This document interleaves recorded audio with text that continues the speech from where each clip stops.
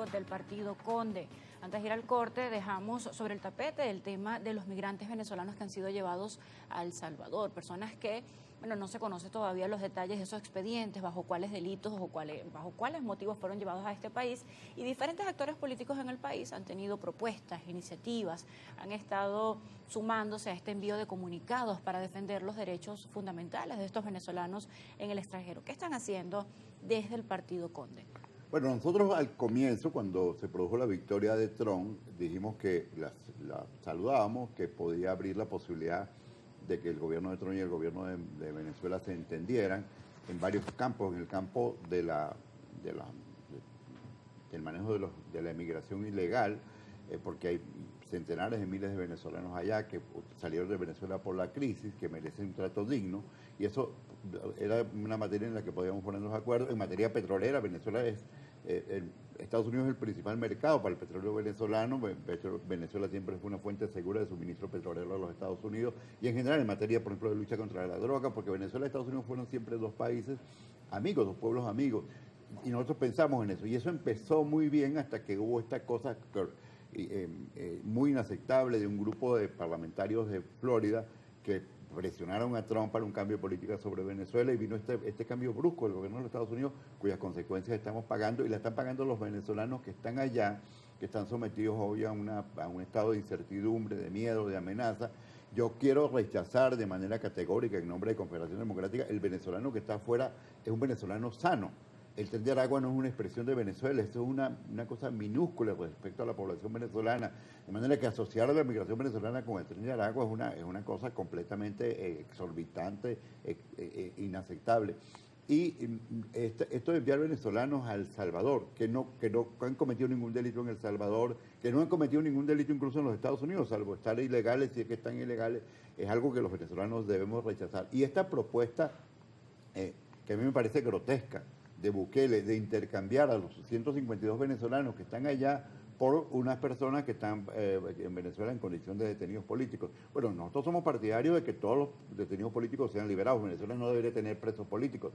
Pero poner a unos venezolanos humildes que estaban en Estados Unidos huyendo de la crisis venezolana como moneda de cambio de un conflicto político es una cosa inaceptable. ¿Qué tienen que ver esos venezolanos con el conflicto político? También un poco deteriorado esta propuesta, que muchos analistas políticos han catalogado como inhumana, pero no es uno por uno, sino varios venezolanos por uno. O sea, también hay una depreciación con respecto a la nacionalidad venezolana en este sentido, con respecto a los que están detenidos en El Salvador. Yo creo que los venezolanos no pueden ser convertidos en moneda de cambio en un conflicto político. Y estos 152 venezolanos que están en El Salvador nunca han debido llegar allá.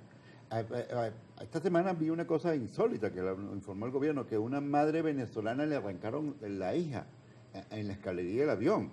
O sea, Estados Unidos es un país de leyes.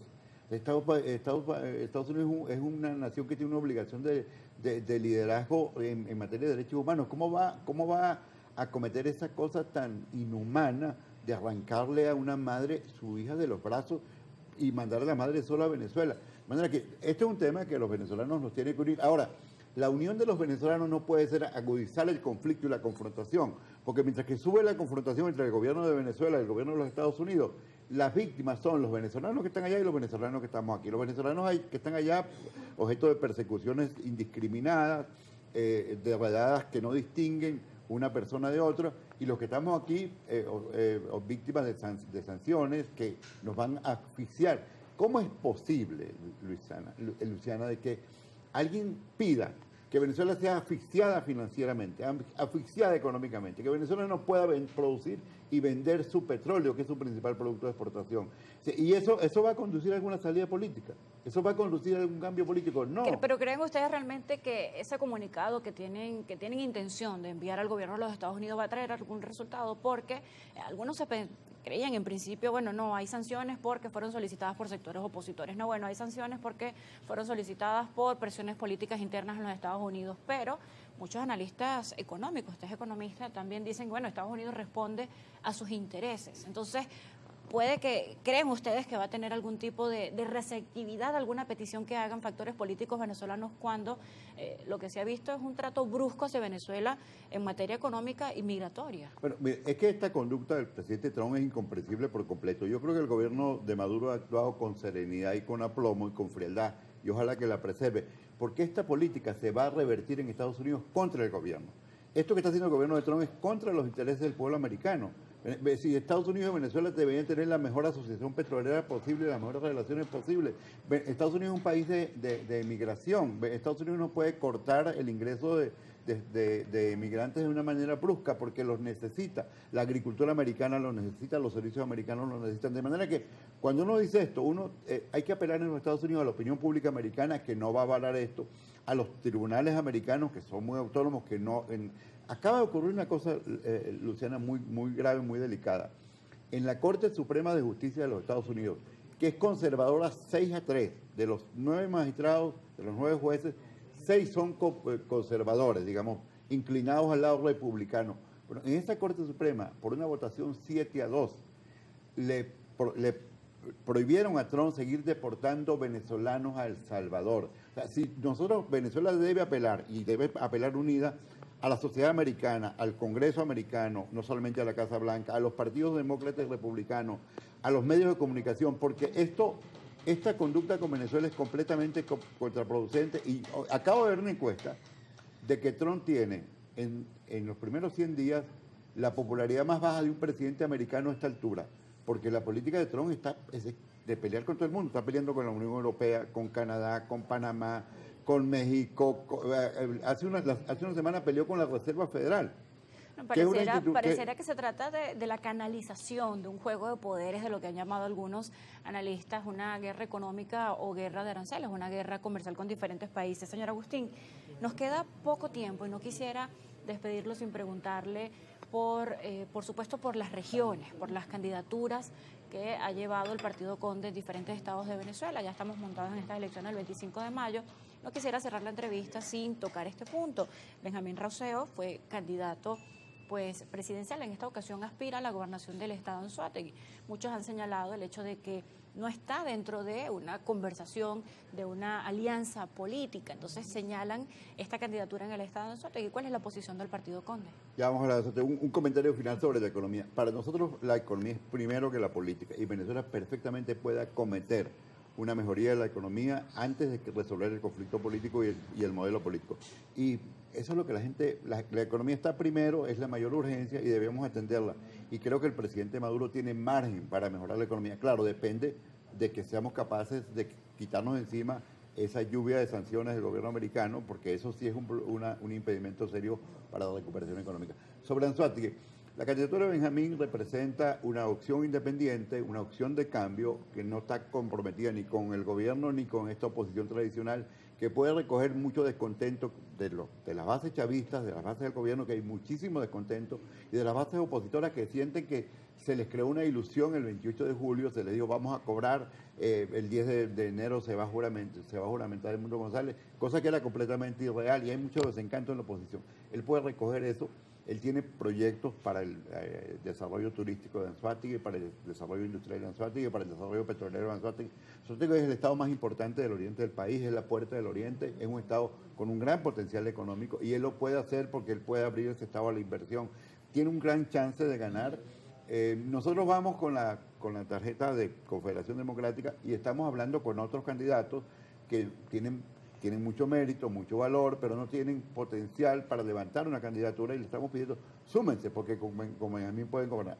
Vamos a ver, están abiertas todas las posibilidades. Nuestro mensaje no es de rencor, nosotros pensamos que Anzoátegui también tiene que unirse como el país y tenemos una gran posibilidad de ganar. Un estado estratégico a nivel de recursos minerales, petrolero, gasífero, con diferentes yacimientos allí que son de suma importancia para la economía nacional. Tenemos participación del público a través del canal de Telegram, Primera Página GB.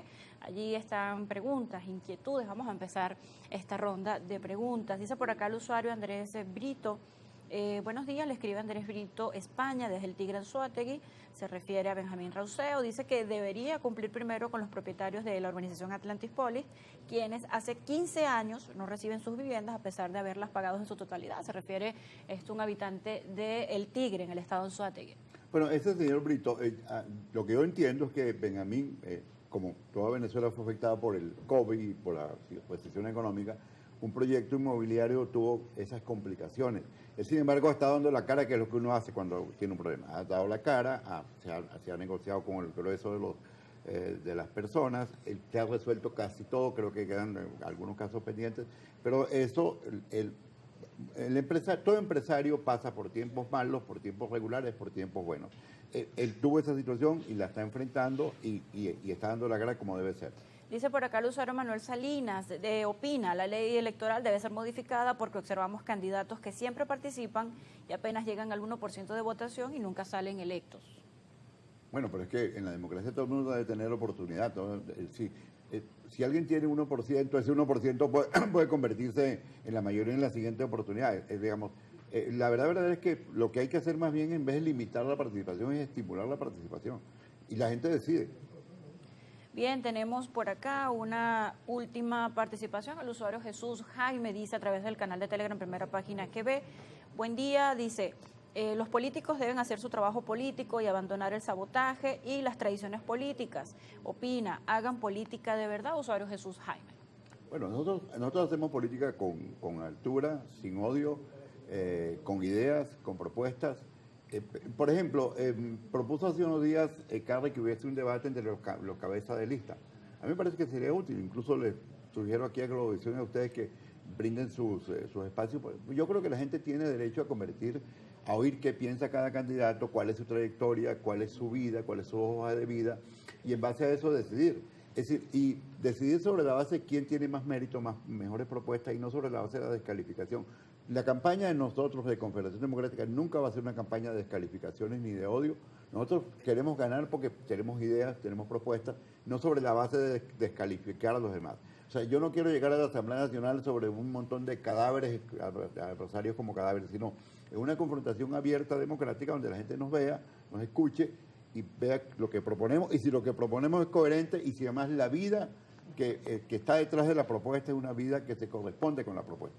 Bien, nos hemos quedado sin tiempo. También había mensajes de Carlos Antonio Padrón, Romel Silva, Carlos Pájaro, muchísima participación a través del Telegram, primera página GB, José Hernández, también Domingo Vides, estaban allí con algunos comentarios e inquietudes. Gracias por acompañarnos en el estudio. Bueno, muy agradecido, un placer haberla conocido. Agustín Berríos, director político del partido Conde, a la vuelta José Enrique Robles.